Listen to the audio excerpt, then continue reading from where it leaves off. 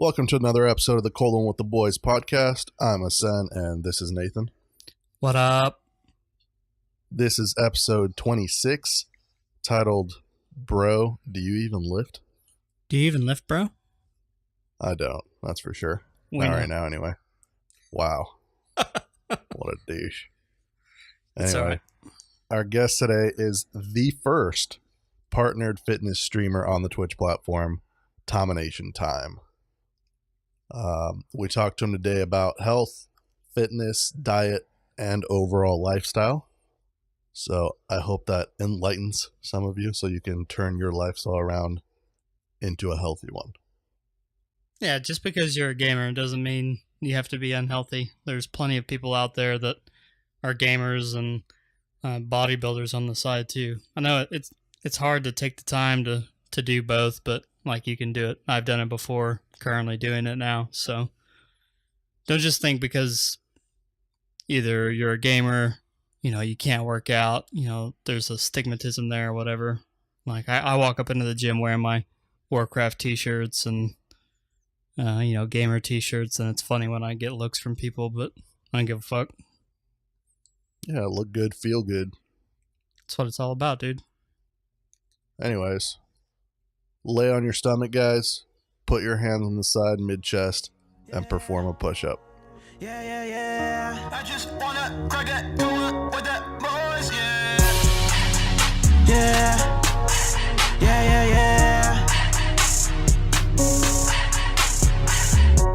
No more baby mamas, no more kids to watch, cause I got babysitters. Now it's time for licking, come on, give it to me, cause it's my escape. Now it's time to annihilate, so my troubles all die away. I'm on a diet, Please do not try this, cause you're not invited. I'm dripping in go call the Midas. This night I was excited, it got me reignited. I've been waiting so long I can't fight it, but now I'm Mike Tyson inside, I'm on fire. It ain't nothing like a true bro. Anyway, so what are you drinking on tonight, Tom?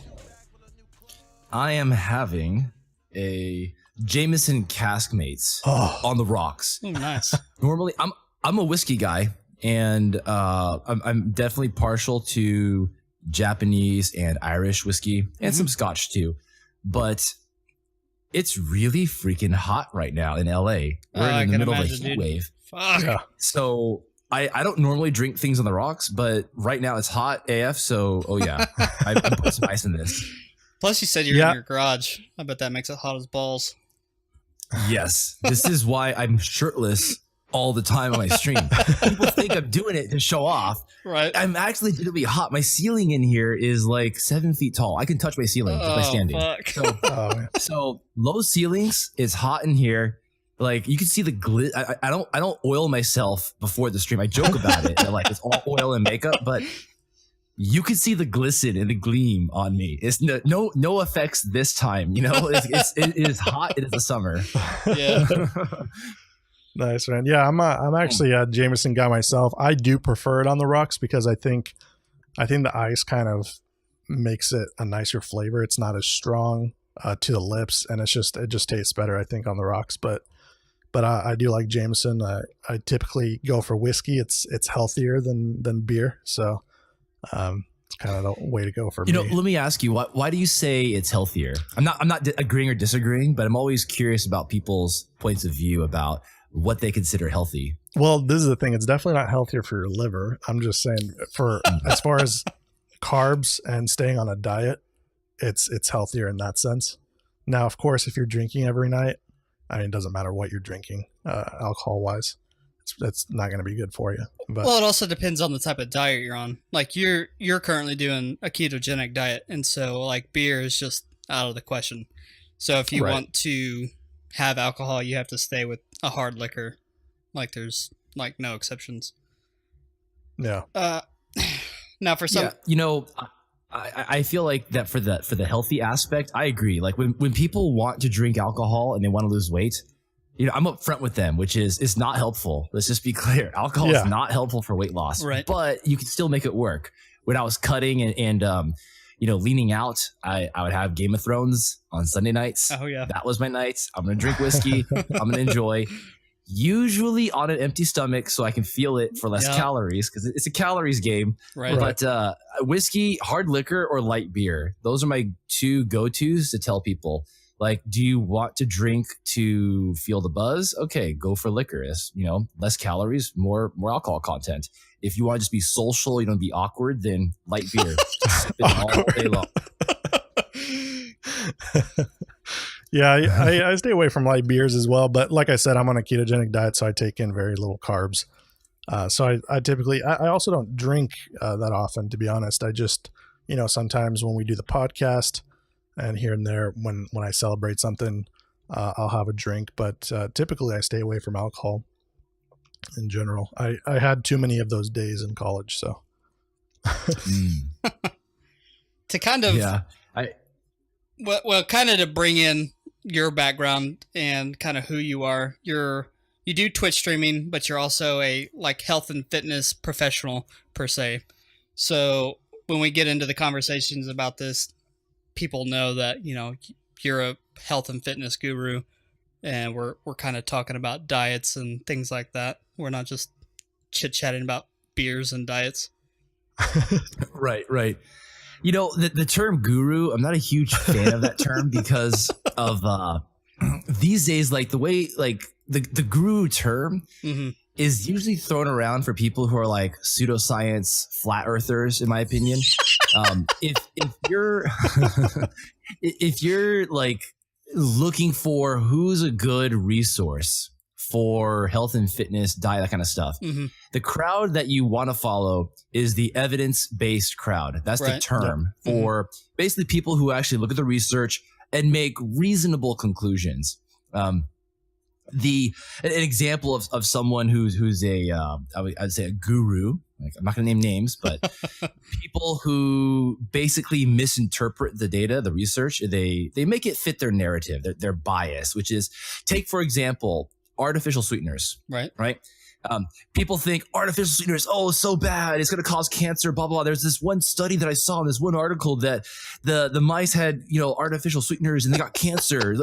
Cancer, artificial sweeteners, toxic, So if you actually read that study, the rats, have you heard of this study, by the way? Yes, do you know about I've this study? Seen that. Yeah. The amount of Diet Cokes the rats were consuming was the equivalent of 20 fucking Diet Cokes a day for a human. Exactly. I don't care what you have going on with you. If you drink 20 Diet Cokes a day, bad shit's going to happen. Yeah. So don't do it. Yeah. That reminds me of, keep it reasonable. Yeah. That reminds me of the same study they did on red meat, where they said if you eat too much, saturated fat, from red meat, it causes heart disease and high cholesterol and all that. But the study didn't delve into what else they're eating. It's just if you eat red meat, then obviously you're going to die from heart disease or whatever. But that's not true at all, at least from the research I've done. So exactly. Yeah. Correlation and causation, two different things, right? Here's have you guys heard my dihydrogen monoxide rant? I have not. I haven't heard your rant, but I've seen it around a lot. Dihydrogen monoxide. If you guys don't know, I should probably lead with this so that no one listening to this actually starts fear mongering about this. But dihydrogen monoxide is H2O, right? H2O, right? But dihydrogen monoxide. Did you guys know that this chemical can be found in bleach, and this chemical can also be found in orange juice? Yeah. Why would that be there? Why would they put that in the same place? Here's a fact, guys. Every single person in the Roman Empire who consumed water is dead today. 100%. That correlation. Why are we poisoning ourselves with this dihydrogen monoxide, guys? This is how, as crazy as it sounds, this is exactly how these health and fitness conversations go. Right. Every few decades, there is a new enemy. There's a new reason why we're all obese, overweight, unhealthy, and everything bad under the sun's happening to us. It's because of saturated fat. It's because of cholesterol. Yeah. Oh, wait, no. Wait, sorry. We're in the 2010s. Sorry, it's carbs. It's carbs. And sugar. Right. That's the enemy today. Right. It changes, and it's just ridiculous. Yeah. No, I completely agree with you. And as far as the carbs thing go, right now, that is the fad. of dieting is these two diets that have recently, I mean, they're not recent, but they're recently like popular, is the ketogenic diet, which I'm doing, and the carnivore diet that has recently also made a craze. But both of those are very low carb diets, and I feel like for me, and you could disagree with me, you can tell me I'm wrong, or you can correct me if I'm wrong, but I feel like if you're actually weightlifting, or you're trying to build muscle, or you're even working out a lot, there is a need for carbs, and carbs aren't the enemy. It's just, if you're trying weight loss, it's probably a thing to stay away from, at least intermittently. Asen, you're pretty correct, especially the first half. Carbs are not the enemy, as you pointed out. They're incredibly helpful as an energy source. The thing about a ketogenic diet, it's the same thing for any diet, which is there is no magic trick to fat loss. The only magic trick is energy balance. You have to create a negative energy balance. And what that means is, that's a fancy term. The simple terms is, eat less than your body needs. Reduce your calories. And this is my number one tip for everyone in my stream who comes across it, and anyone who comes across this podcast. Out of everything we're going to say today, the number one tip by far for weight loss is calorie reduction. And the way to do that, the easiest way to do that, in my opinion, is to get a calorie tracking app like MyFitnessPal. Mm-hmm. So I'm dead serious. Like, if you guys are listening to this podcast, hopefully you have a way to pause it, go download the app, and then resume the podcast, of course. But track your calories. Use that, a simple calorie tracker. Reduce your calories. You will lose weight. Now, what diet you choose to do that is completely up to you. Carbs are not inherently bad for you. They don't inherently make you gain fat or store fat or whatever. And I'm happy to break that down too, if you want me to dive into that. But basically, for the purposes of weight loss, you can be broad with broad strokes and basically say that a calorie is a calorie. And if, for example, cutting out carbs helps you reduce calories and you feel good off of it, absolutely do it. And the main audience that I tell you should go on a ketogenic diet, that is usually if the person is obese, sedentary, as in like they're not active at all, and type 2 diabetic or borderline diabetic, and or if they have some weird health issues going on like chronic inflammation or autoimmune disease, something like that. A ketogenic diet in that case actually makes a lot of sense for a bunch of reasons, mainly for the obese sedentary population. Like some of the streamers that I work with, I help out some other partner streamers with, diet and fitness, help them get in shape. The ones who are obese and sedentary, you know what?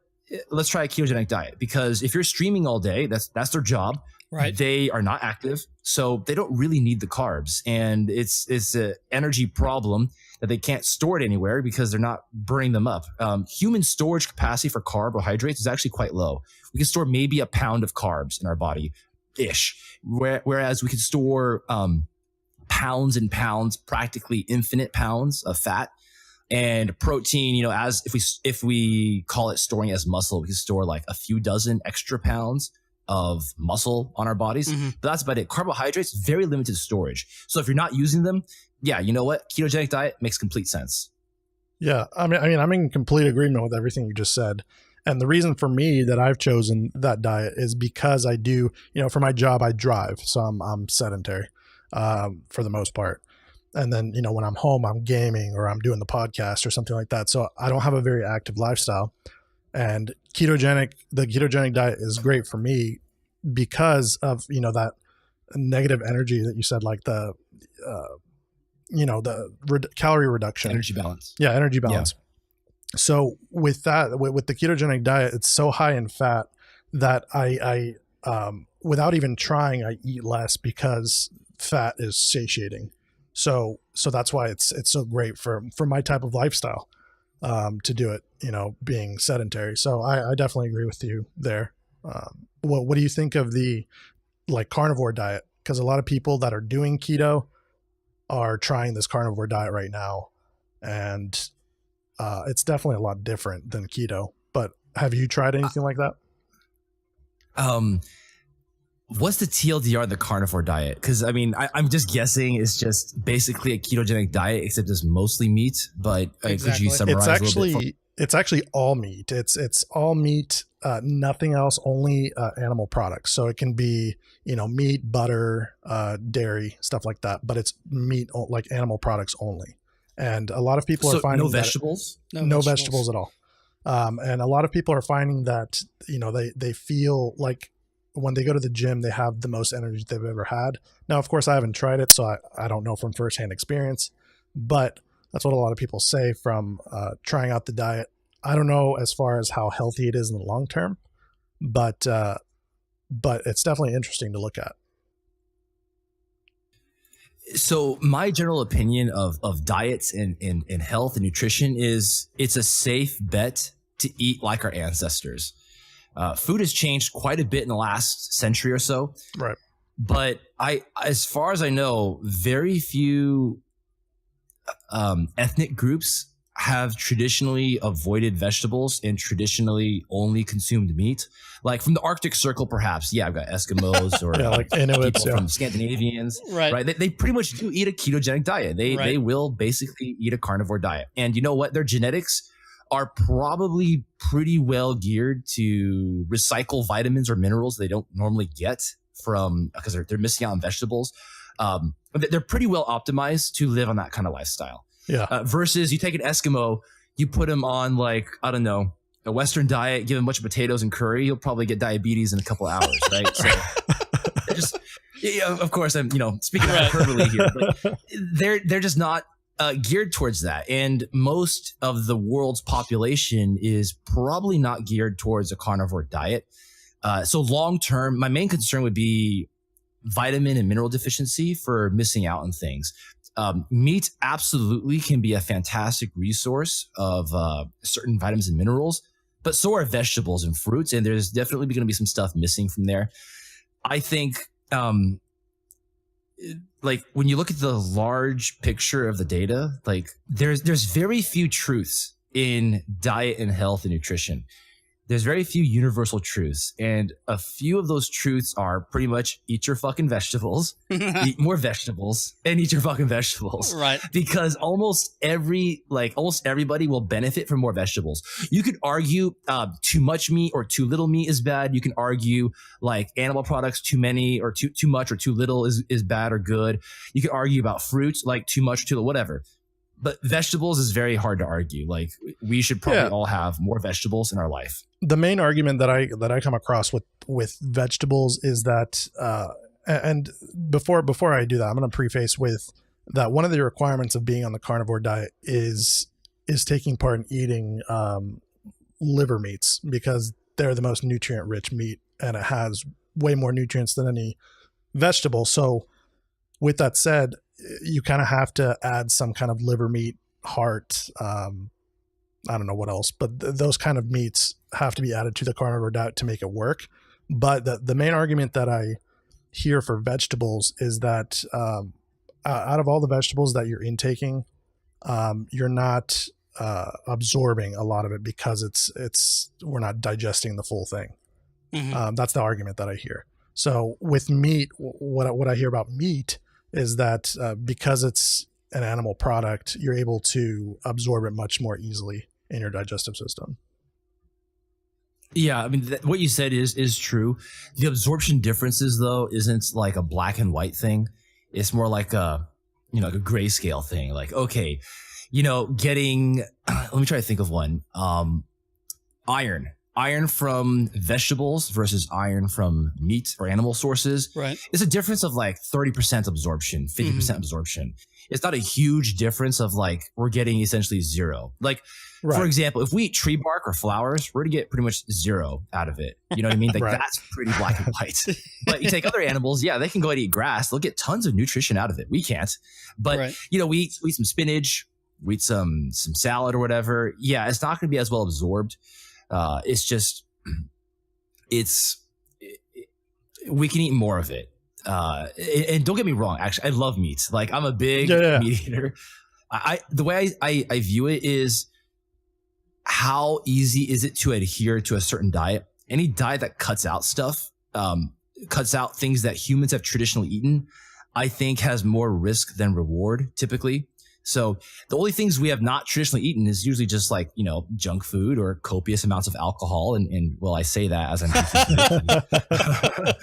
but stuff like having some fruits and vegetables and animal products, that can be very well balanced. And that's what our ancestors ate like for most populations.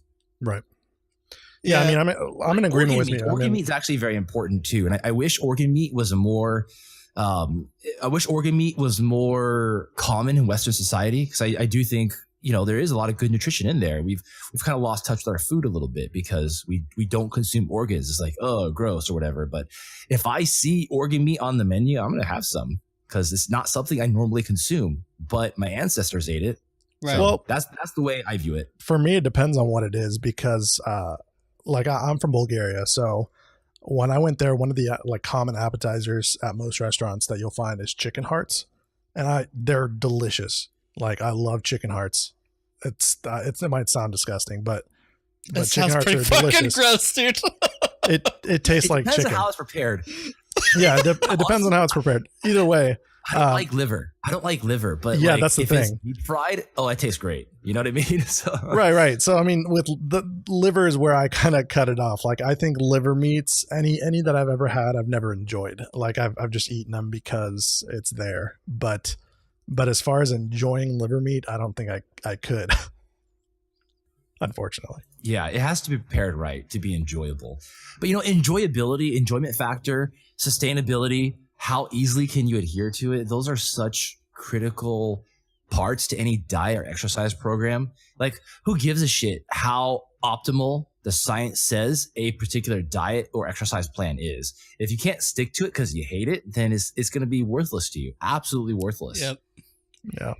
Yeah, I'm kind of old school in that nature. Like, growing up in high school, I was always overweight, and I was always kind of in the redneck society of, my high schools and the whole FFA agriculture stuff, because this is kind of where I fit in, being where I'm from.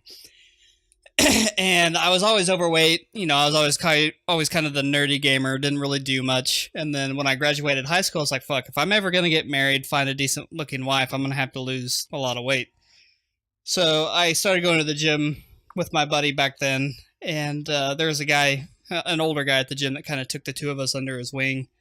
And he kind of sat down with me one day and he's like, look, this is basically what you have to do. He's like, give me 2 weeks of doing this. And if you don't see results, he's like, you don't have to ever listen to me ever again. I was like, okay. He's like, basically what you have to do, in your state to have fast weight loss gains and, put on decent muscle size without like atrophying or having like muscle atrophy, trying to build while losing weight. He's like, the things you eat is chicken, bell pepper, rice every now and then, and eggs. And that's literally all I lived on for like a year. And it worked. But his whole moral to the story was, if it tastes good, spit it out. And so I just got into that mindset where if it tasted good, like I was doing something wrong, and I immediately had to, stop what I was eating and, refix something else. And it worked. It worked for me. I was probably 250, 260 pounds, dropped all the way down to 180 pounds, probably hanging around 7 to 8% body fat. I was, putting on muscle size. I was getting strong, and it works if you can get into that mindset. But now that I hit those gains, I was doing really good. I was feeling myself, I was strutting around like a raging ass bull. Oh yeah. I found a girlfriend. We got married, and now I'm back up to 250 pounds. Why? Because I can no longer sustain eating chicken, bell peppers, and eggs, and that's it. Like, it just doesn't work for me anymore. So I have to agree, like, if you can't enjoy the food that you're eating, like, you have to eat healthy, but you have to be able to enjoy what you're eating. Otherwise, you're not going to stick with it, and you'll have the reverse thing that I had happen. So that's a big thing. Yeah. It's interesting what he said. What he said is actually an okay rule of thumb to go by.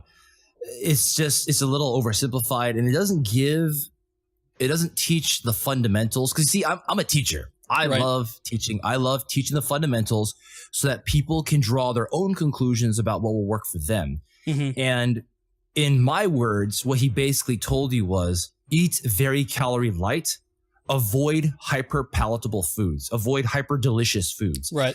Because hyper palatability is, in my opinion, and a lot of other smart people's opinions, that hyper palatability is one of the reasons why we as a society have gotten so obese. I That can is, agree. food tastes so damn good these days. Yeah, for sure. Like, holy shit. Yeah. You think, go back a few centuries. Can you imagine how abysmal the food must have tasted? Bland as fuck, Like, dude. Yeah, let's go back a millennia. Like, Right. go back like 1,000 years before we actually had like serious trade going on. Mhm. How awful the fucking food must have been. Like, compared to today, we are not prepared, right? You Right. are not. We are not prepared for this because holy shit. Like, I don't like if I right now I'm bulking. Right. I'm going through bulk and cut cycles. I'm Mhm. bulking, and I have to put down like 3,500 calories a day to gain like half a pound to a pound per week. Those are just my numbers. And I try to eat mostly healthy foods, like clean, unprocessed food. But Mhm. shit, man, if all I ate was chicken breast, broccoli, bell peppers, rice, or whatever the hell's you're eating, I would be stuck in food coma all day because it's so calorie light. My stomach would be full to the Right. brim, like it'd be overflowing through my esophagus, Yeah. full. And I would just be miserable because it's not tasty. It's disgusting. It's hard to overeat. So you know what I do? My strategy for getting the calories in is essentially the exact same strategy that got us into trouble today, which is I make sure I focus on making the foods hyper palatable, very delicious, so I can pound them down. I use Right. all the tricks in the book to basically gain weight, and it makes it easier for me to eat some more healthier-ish foods.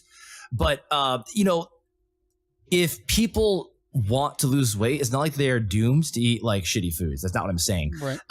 If you can eat most of your foods from a calorie density, energy density perspective, there's calorie light and calorie dense. Take for example, like a clamshell of spinach. I use this example all the time. A clamshell of spinach, like a 1 pound box, like the size of a shoebox. Right. Do you guys have any idea how many calories is in that? It's like $5 at the store, 1 pound of spinach. I have no idea. Couldn't tell you. Take a guess. It's It's 600. 100. it's 100 calories. Oh, hell Exactly. It's basically like nothing. But then you take 2 Twix mini, like those little bite-sized things. That's the same amount of calories, 100 calories in that. Right. And my point is that spinach and vegetables and all the stuff that's calorie light is very filling, very few calories. If you based most of your diet off of that, it would be difficult to overeat. When things become calorie dense, they get a lot tastier. Take pizza, for example. I love Papa John's. Oh, yeah. Ooh-wee. Same, Put a dude. Papa John's pizza in front of me, I'll kill the whole thing. Yeah. 3. How many slices of a Papa John's large do you guys think you could eat if you were hungry? Not like starving, but just, reasonably hungry. Probably Like 5 pieces. Yeah, just about there. 6. So that's 1,500 to 1,800 calories right there. So delicious, all those calories, but it is hyper palatable. Right. Yeah. So that's what the strategy I teach people is, like, use a calorie tracker like MyFitnessPal and ask yourself after every meal, first of all, track all your damn food, track all your damn liquids. Mm-hmm. And after every meal, look at the numbers, evaluate it. Like, did I feel full? Did I feel pretty, am I still hungry? Right? Like Right. 3 slices of pizza. Holy shit, I'm still hungry. That was 1,000 calories. I could eat 5 more. Okay. That's calorie dense. Maybe limit that. And Right. you eat a bunch of chicken breast and broccoli and rice. You feel super full off 300 calories, 400 calories. Oh, wow. Mhm. That's calorie light. I should do more of this. So, there's some wiggle room. Everything I'm describing, by the way, there's a technical name for this. It's called flexible dieting, which is, in general, most of your food comes from healthy sources, and like 80% of your calories from clean, unprocessed food, usually on the calorie light side, and then the last 20%, whatever you want. Yeah. I mean, that's for would you recommend that for weight loss or just for like sustaining absolutely. or A flexible dieting, I would recommend that for pretty much all walks of life, as just like people who are like, oh, what should I do for a diet? What should I start with? If you're more of the type of person who likes to educate yourself a little bit, and let's face it, people who listen to podcasts, I think, tend to be a little more, sharper people. They like to take control of their lives and look into these details. A flexible dieting approach kind of gives you more control and it gives you a lot more freedom. Versus something like let's say ketogenic or paleo or carnivore or vegan or whatever. It's a restrictive diet. You basically cut out an entire food group, and hopefully the weight loss comes because you have less options to choose from. So you're hopefully going to consume less calories naturally.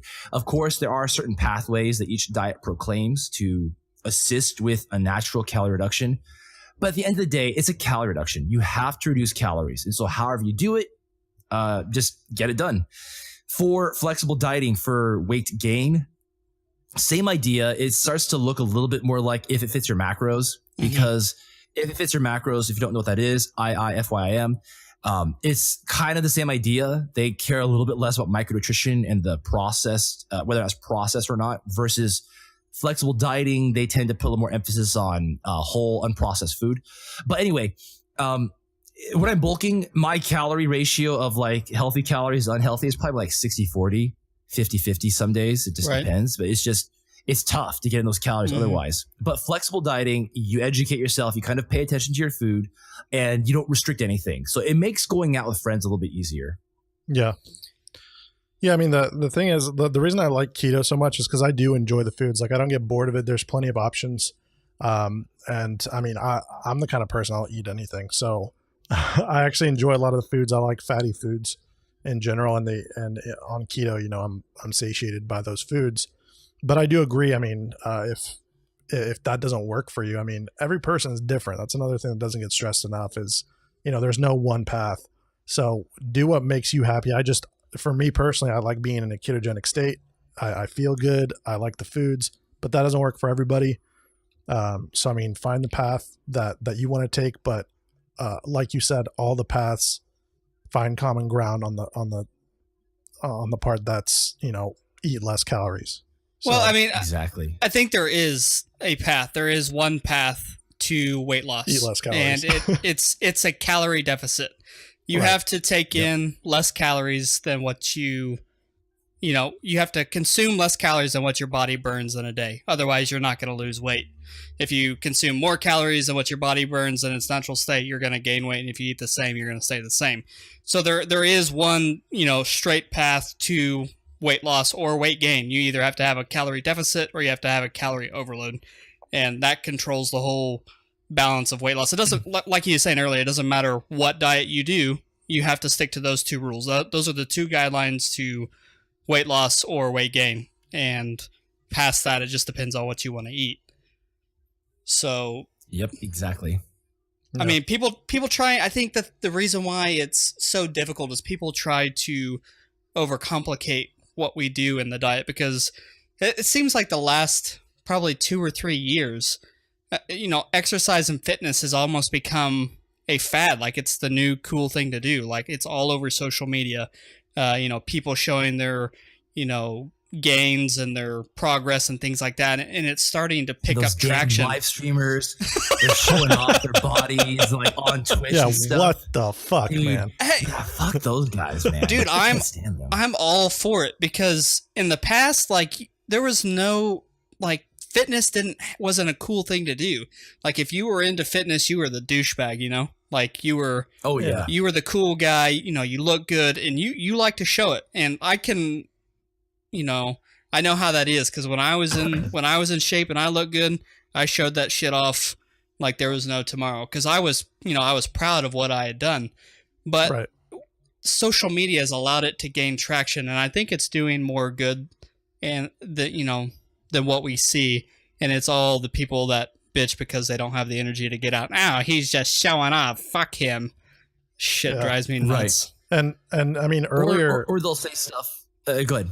I was going to say earlier, Nathan was talking about, like, we were talking about this whole thing, and he actually agreed on Twitch that they should actually have a category that's just for like weightlifting and dieting and stuff like that instead of just IRL, so you don't have to compete with that demographic. But I agree.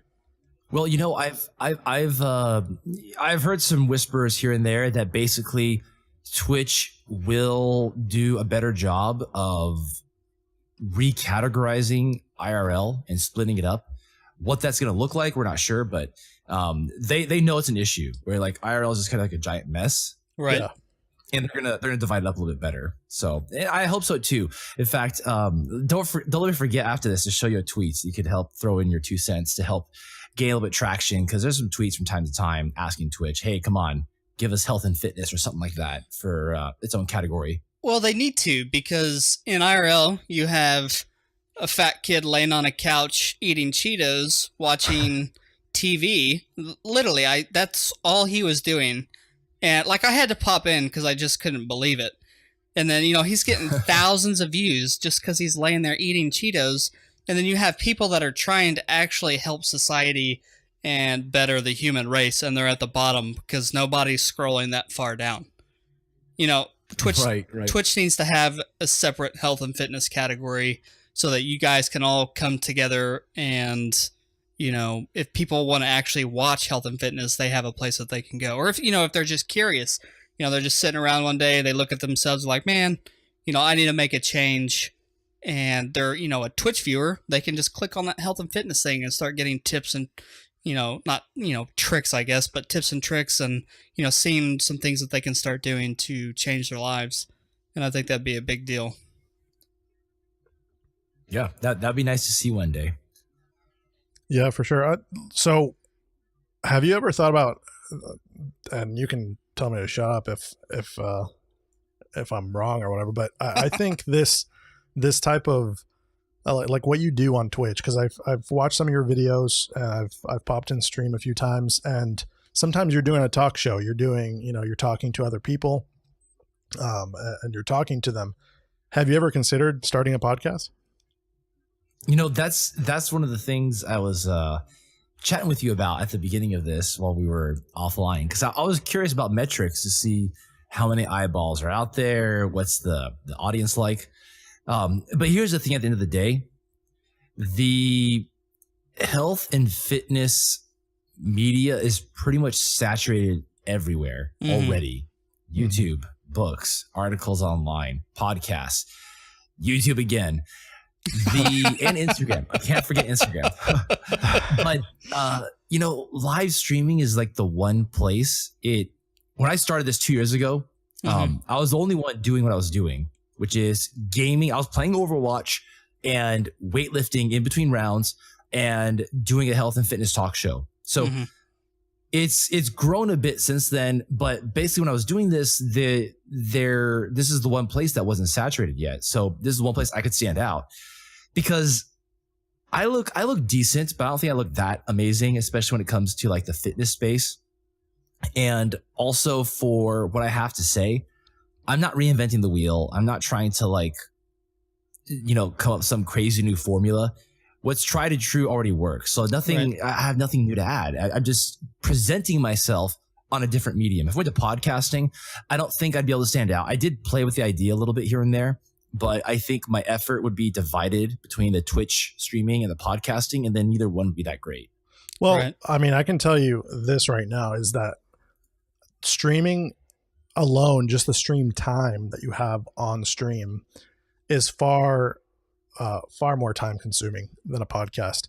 I mean, if you like wrote down some show notes and you had a topic for that week or something, or however often you wanted to do it, and you just sat down and you just talked about it like this, even if they're 20-minute episodes, I think that would help a lot. Because I personally, I'm a huge podcast listener. I do a podcast, but I listen to all kinds of podcasts, anything from interviews, politics, and I do actually listen to a podcast called Keto Answers with Dr. Anthony Gustin, and he it's not only about keto. He talks about all kinds of healthy diets and stuff like that, and it's really interesting. And he has a lot of listeners. It's definitely something to consider, because to do a podcast like this, you already have the equipment. You have a good mic. You would probably need to put in like 2 hours a week to get something like that done.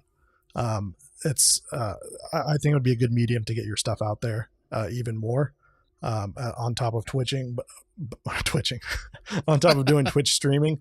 But I mean, it's really up to you on what kind of time you have. I don't know how busy you are, but I'm drowning, man. Like I have 2 little ones. I barely get enough sleep as it is. I've been actually reducing my stream time over and like daily. It's almost like a running joke. Like, oh, okay, we're late as usual, and we're gonna try to end early. Nope, ended an hour late, and another 5 hours of sleep tonight. So right, it's one of those things where like I can barely justify spending the time streaming right now because it does have some overlap with my workout. Because I do get my workout out of the way, and my workout would take like an hour and a half. Because I like to go slow and just chill. I have to rest a lot between sets. So it's one of those things where I'm just definitely I have to look at the return on investment and the best bang for my buck on time. And at this point, I think it's just maintenance mode. Just maintain what I have on Twitch because it's a fun talk show. People come by, I help people out, and if it's slow, then it's my podium. I can just rant or ramble about the latest show notes type thing that I want to talk about, right? And then lift some weights. Yeah, for sure. Are you worried at all about any Twitch terms of service kind of pushing people that do health and fitness off of Twitch? Because I know you recently retweeted a girl, I think her name was Jasmine, that got banned because apparently her clothing was sexually explicit, even though it's just regular workout clothes. Do you think that anything like that is gonna happen to you? Like, are you worried about anything like that? It's funny you asked this because just last night with a Twitch staff I've talked to before, she was in my chat. I was wearing booty shorts, and I have a scene that zooms in on my booty with a bunch of hearts that just like flies across the screen. Right. So, I wouldn't get banned for that because it's all context based, so it's all a joke, right? Kappa. But it's a little bit concerning for other people, especially females and women, because it sucks because like what she was wearing was not really sexually suggestive. I go shirtless all the time in like booty shorts. And I make like a lot of Kappa pride jokes at the camera, and I like do a lot of camera zooms to like some of the guys who are like, they joke about being sexually suggestive. Like we joke about it all the time, but I don't know if it's that easy for them to joke about it. And in her case, her clothes, like, okay, so Jasmine, I've kind of known her. I'm not that close to her, but I have chatted with her. Like the fitness community is pretty small. And this was her 3rd time getting banned. And the first 2 bans was the exact same thing about nudity and sexual attire. So she would lay low. She would ask them, okay, what about it? What was wrong? They would respond with like a very generic comment of nudity, sexual attire. Okay. She started getting more and more conservative. And then this is strike number 3. Like she was wearing just like leggings that were cream colored. So it looks like the color of her skin. And, I don't know what it was called, like a sports bra type thing. Training she basically had a midriff showing. Yeah, training bra. And that was it. Like, it was really nothing. And I happened to be in her stream when she got banned. I was like, what the hell? Nothing. Like, she was not doing like booty squats in front of the camera. She didn't have like see-through pants or something. Like, I don't know. Like, I know there's always 2 sides to the story. I know on social media it's very easy for people to like lie about their situation or leave out critical details. But, even if something like that did happen, my main issue with that tweet was Twitch claimed back in February of 2018 that they were going to be more transparent. They're making some changes to show that we're going to, improve our terms of service. When people violate it, we're going to be very clear about what the problem is. They're not clear at all. She showed me the emails. Yeah, they were not clear. It was just nudity, sexual attire. And this is indefinite ban, right? She got an indefinite ban from that. That's so and stupid. Again, like, yeah, like it appeared like there's nothing wrong. I was there. I wouldn't have spoken up if I hadn't been there, seeing it for myself, because again, I know how this goes on social media. A lot of people fake being the victim until you actually see it. But dude, I was there. She was walking around putting around weights on her squat rack, getting ready to do some squats. And there's, by the way, for those who don't know, in the fitness space, there are way more other girls who are way more sexually suggestive, or they wear way less clothes while weightlifting. Mm-hmm. If you consider me a girl, I could identify as one. Who knows? But I wear way less. Right? I wear way less on stream. I'm practically half naked. Yeah. So that's only concerning, I would guess, for really just the clarity and rules. That's the part that bothers me. In terms of like, do we need to wear more clothes or not? That's not as big of a deal. Like that's kind of the only thing that's in question here. The actual content about us weightlifting or talking about dire health or whatever is not a big deal. That's never been in question here. Yeah. Well, I know when they changed the TOS in February, they said that the attire that you're wearing has to match the context in what you're doing or something like that. So right. if you're at the pool and you're IRL streaming, they can be in a 2-piece swimsuit and it's fine because it matches the set in what you're doing. And if she's working out at home, what she's wearing is gym apparel. Like, your standard girls when they go to the gym, if they're wearing, just a training bra and leggings, it's because they're fit, they've worked hard to get there, and they're comfortable wearing that. Not all girls are comfortable wearing that, and that's fine. But if that's what she wants to wear to the fucking gym, and that's in the context of what she's IRL streaming, how can they ban her for sexually explicit or nudity or whatever? Yeah, she was wearing gym clothes. Exactly. I don't fucking get it. I don't think the guys that banned her have ever been to a gym before.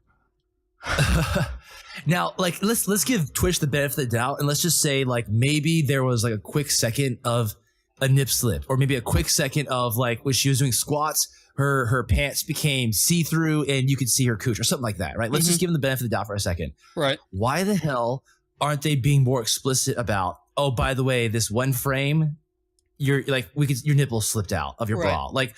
That would clear up so much of this shit. Like, just tell us this is why it happened, not the legalese of copy pasta, nudity, sexual attire. That does not help us.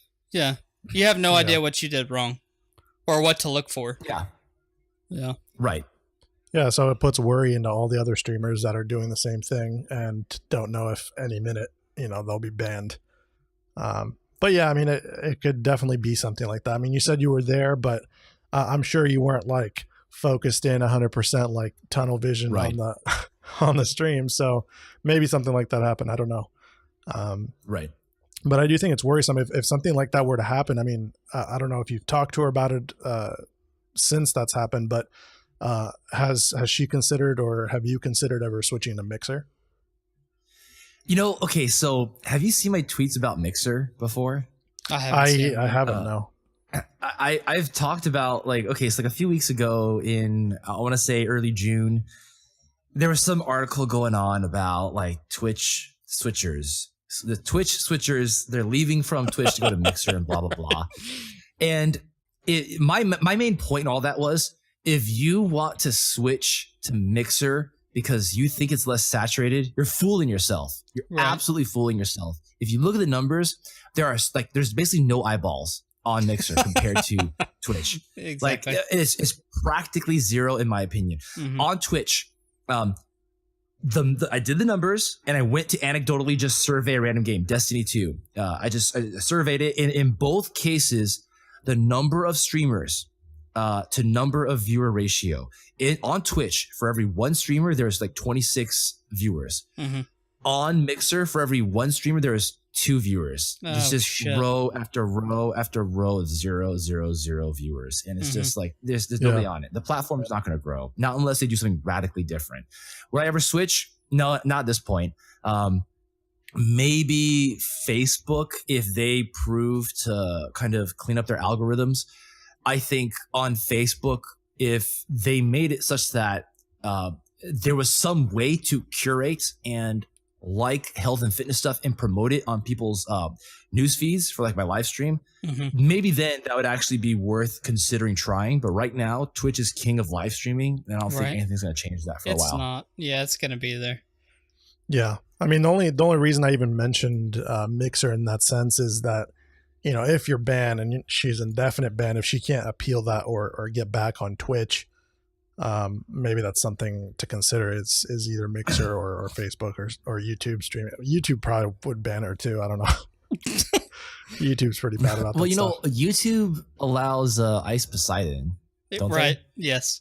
So if they allow Ice Poseidon, they'll let anything fly. Like, Well, I it should be mean, fine. I think all of us have probably seen bodybuilding motivational videos on YouTube, and the females that they put in those videos are basically in thong and a bra working out at the gym. So if they can do that, she should be just fine. Like I don't think there's an issue.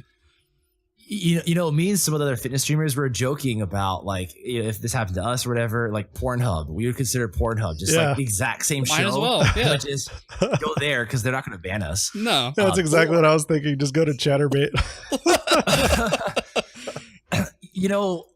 If it weren't for like the stigma against going full nude, I would actually be cool with just like working out full nude on Pornhub. But if pictures ever got out, obviously it's like, okay, that might haunt me later on because Western society looks down on, dicks right now. So. Dude, I feel like that would be dangerous as fuck though. Like not having the boys tucked up could get pretty scary at the gym. Deadlifts for sure. Like deadlifts would be like Russian roulette every rep. Yeah, that and like bent over rows or something. You really mess yourself up. Yeah. Kettlebell swings. Just shit out your colon.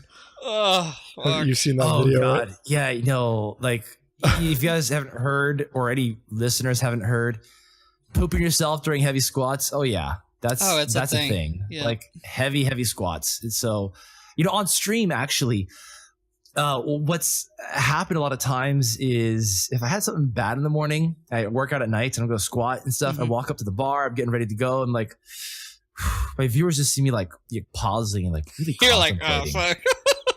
fuck. I'm just trying to get the farts out. Like, I want to get the farts out before I start because, like, dude, in the middle of a heavy squat, you don't want anything coming out because you never know what starts with what it finishes with. So that's like heavy powerlifters pooping themselves is a real thing. Oh yeah, I mean that happens even in like the UFC. That I don't remember what her name was, but she shit herself. I think. No, I don't think it was. No, I'm not sure who it was, but I know who you're talking about though. But she shit herself while they were like fighting in the ring. So yeah, it's a thing. It's definitely a thing. How that'd be so embarrassing would that embarrassing. be? Yeah, Dude? that'd be on live horrible. TV. Oh. Yeah, people are paying $60 to watch you shit. Yeah, like I don't squat heavy anymore because, well, this is the excuse that I use, and that's pretty much all it is. But I have Chiari malformation in my neck, so I try not to put too much heavy weight on my back. So I don't get the pleasure of squatting really anymore. Like I'll do like 145 just for warm-ups before I go sit down on like the leg press or whatever. But I definitely don't miss the powerlifting days. I did that when I was in my early 20s and got into supplements and gear, and I was pushing way more weight than I should have been, and it really effed up my joints. So I try not to do that anymore. Damn. My story is a little bit of the opposite. I don't know if you guys know this, but years ago, I'm 33 right now. Mm-hmm. Years ago, I could barely walk. I was crippled with severe back issues. And when I was 21, I was supposed to be healthy and strong and living life, but like I had to use a cane. I was crawling to the bathroom middle of the night because I had such severe nerve pain in my butt cheek from my back and hips. And doctors told me get used to it or get surgery, and even surgery is not a good option. Like a lot of shit can go wrong with that. So back in the day, I could like maybe squat 50 pounds or 60 pounds, and then I'm crippled for weeks. Like it sets it off. So I've actually gotten healthier and stronger now. Now that I figured out what was wrong with my back and fixed my issues, I have had about 5 different major back issues in my life, and they're pretty much all under control now. I'm healthier and stronger than ever. Right. Like that's one of the things I use to like tell people on stream, like, try to motivate them. I call it a motivational talk show because I hate the typical motivation of like, oh, be the best person you can be. But like, I like, educating people so you feel empowered and you see like if someone else can do it who was crippled, could barely squat 50 pounds. And now I'm like squatting 300 for reps. Right. Not a huge amount, but it's, way better than where I used to be. I never thought I'd break past 100, broke 100. I never thought I'd break past 200. I broke 200. Now I'm breaking past 300 and it's still going. I'm still skeptical I'll ever break 400, and I'll just put a hard limit there because I do have joint problems. But still, like, it's just, you can do, there's something for everybody. And so many people get kind of down and sad and think like, oh, I have this condition, I have that problem. Like, I'm not gonna be able to lose weight. Like, I have hypothyroidism. I have a slow metabolism. I can't lose weight, so I'm not gonna try. Like, bullshit. If you ate 0 calories for months, you would lose some fucking weight. Oh, yeah. Like, I try to break that down in people's heads that yes, sure, you might have a condition that's gonna make it a little bit harder, but let's stop thinking of it as like a brick wall and just think of it as an inclined slope that you have to go on. And like one of my viewers, she has hypothyroidism. She just came to the channel a couple weeks ago. I basically told her this, like, don't think that weight loss is impossible, because even with hypothyroidism, if you did a water fast and ate 0 calories, you would lose weight. I'm not advocating that, but I need to break that mental barrier down that it's not impossible. And she's 10 pounds down in like 2 weeks. Good for her. So really awesome. Yeah, that's awesome. Yeah, really good motivational words. So definitely do that, guys. But I'm going to go ahead and segue us into the random thought of the day. We've already blown through an hour. So I'll go ahead and get us into that segment. And it's a little bit different. I mean, most of the time when we have content creators on the show, most of them are gamers. A lot of them are Twitch streamers, and obviously most of the streamers on Twitch are gamers. So the question we have is just, do you, you said you played Overwatch in the past when you streamed. Do you still find free time to enjoy video games at all, or do you just not at all? These days, man, it's almost not at all. Cause like I work a full-time job, like 40 plus hours a week, at 40-ish. I have a wife and 2 kids. I stream like 12, 15 hours a week. Plus on top of that, like I still try to answer social media and respond to people. Yeah. So the only times I have for gaming is usually on a deload week, where a deload week is basically once every few months, you take a week off or you go pretty light. So all those deload weeks, I drink whiskey and I game. And that's like the only time that I do it. It's your reward. Yeah, and I these days I mostly just do VR. I have HTC Vive. I fucking love it, man. If you guys ever tried virtual reality in the HTC Vive with the room scale where you can walk around? I've tried VR before, yeah, but I haven't tried what you just said a second ago specifically. But the walking around is like the part that it totally fucks with your mind. It's like the Oculus Rift is great. Samsung VR is great, but the HTC Vive, where it has room scale, we can walk around and crawl, and like it follows you. It's like, that's so weird. It's mind blowing. It's so good. You guys, if you get VR, get that one. And that's the one that I have, and I love it. Like, that's the only thing I want to play if I have like a couple hours to kill. Like, oh yeah, VR. But I might try to work in a few like streams, like once every couple of months, of just couch games. I enjoy couch console games. They're just very casual, sit down, play with some friends, 2 buttons, and it's like a party game. Right. I love those types. I might try to incorporate some of those with friends once every couple of months in on my stream. Awesome. Nice. Awesome, man. Well, I had a lot of fun, Tom. I hope you did as well. I think it's been enlightening to me. I mean, I heard more information from you, and I learned something. I hope the listeners out there have learned something as well. So if people wanted to reach out to you or check out your stuff, how can they do that? What are some plugs? My Twitch channel is the main place, twitch.tv/TominationTime. Tom as in TominationTime. I never had to explain that, actually. But and then also on Twitter, I'm fairly active on Twitter.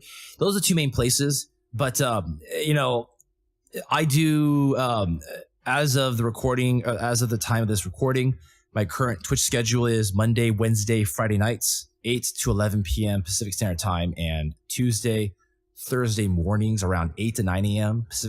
Pacific Standard Time. And it's basically live Q&A every night. So if you want to get some basic help getting started on a diet or exercise plan or whatever, come talk to me. Just come by my chat and I'll help you flow chart it out to see what makes sense for you in your life. Because that's the one thing that I can do that you can't do on a YouTube video. You can't do this on like a Google search to get a flow chart of like, well, this is my preference and I like doing this too. So what makes sense for me? That I help people understand what's a good plan to fit your lifestyle. Yeah. That's awesome, dude. So Twitch and Twitter. Yeah, that is really helpful for sure. Because, you know, you see a YouTube video and you're like, oh, I want to ask him a question, but you really can't. Yeah, exactly. So that's great. On-demand help.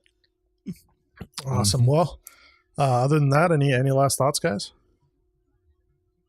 Don't drink and drive. No, that's yeah. Yeah, that's pretty much it for me. I guess one of the thoughts I had recently was when it comes to problems, guys, everyone's got problems, but do try to, before you start complaining or letting it get you down, think about your problem. Is it a real problem or a first world problem? So first world problems, it's really not that bad. Like, you know what I mean? Yeah. We've got life pretty good. Yeah. I have first world problems every day, dude. Yeah, same. When the stream isn't working because like microphone busted, not working. Like, oh, Right. First world problem. Okay, not a big deal. Let's figure this out. My mouse fucking broke. Yeah. Yep. All right, guys. Well, we will see you guys next week. Goodbye. All right. Bye-bye. Hey you, yes you. Thank you so much for listening to the episode. I hope you enjoyed it, and even if you didn't, we would love to hear your feedback, which can be sent to coldonepodcast@gmail.com or leave us a review on iTunes. It helps us gauge how we can make this podcast better for your enjoyment. If you would like to contact us, you can do that through our email or follow us on social media, which is @coldonepodcast for Twitter and Facebook. We are now on Spotify as well as most podcast apps in existence, but if you prefer to listen to it online, head on over to our website, actionsperminute.net, for the latest episodes, a link to the APM Network Discord, or to check out any of our APM sponsored streamers. And lastly, if you like what we do, tell your friends and spread the good word. Thank you again, and remember, don't drink and drive.